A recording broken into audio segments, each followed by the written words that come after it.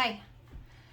In the spirit of raw sincerity in my most genuine form, please sit with me and let me read you my legacy.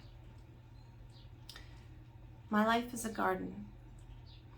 Let's take that back to the most basic idea. We start with what looks like almost nothing, but those that have come before us have laid some of the groundwork. Sometimes that looks like a farming sim. Your poor family spent their humble life making a living until they were no longer able to handle the burden.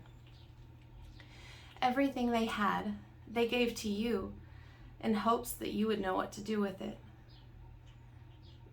That can look like an unlandscaped pile of rubbish with some cryptic message about how to proceed. You could just plant a garden straight away, and some probably try. What's important about tending a garden is that the conditions in which the garden is grown are optimal to its survival. I've found it prudent to first begin with the mess. Evaluating what you have and doing your best to find value where none may be apparent is a skill that will benefit you immensely as you navigate your nursery. You may not have realized until later that by taking the time to handle the mess, you also gain materials. It may not yet be evident what to do with them, but they will serve you in some way. Once you've cleared the mess, organized your materials, and discarded the junk, stand back and take in your blank canvas. Revel in its infinite possibilities. Plant exactly what you want without the weight of expectation. Through trial and error, you'll find what grows best and thrives, or what grows for a season or returns after a cold winter. Remember those materials? You might be looking for some about now. You might need a trellis for your plants to reach new heights, or shelter for your most delicate ones. Use what you've acquired to meet those needs. As the needs of your garden change and evolve, you will as well. As you grow, your garden will too. It will become vast and expansive. Sometimes the upkeep can feel overwhelming. When you can't keep up with the weeds, it's okay to ask for another set of hands to help. Gardens do not all grow at the same pace, and while you may feel like it's gotten out of control, remember, you're still the gardener. Some plants may no longer serve you, and their benefit has run its course. It's okay to prune them and replace them, even if it was once one of your most prized flowers.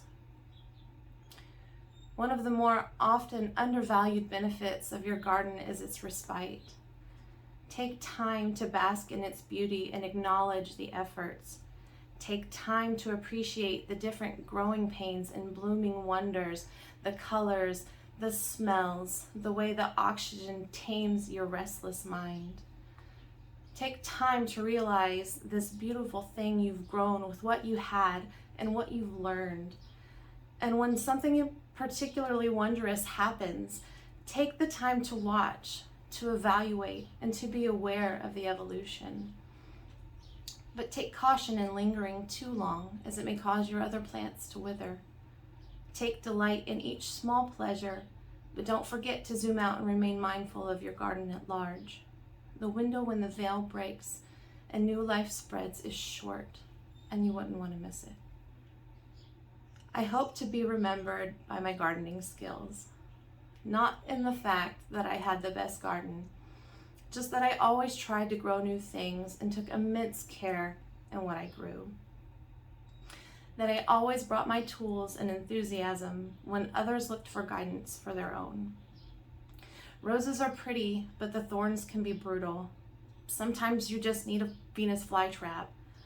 The needs of the garden are not always clear, and I think figuring that out, while it can seem never-ending, can be quite valuable.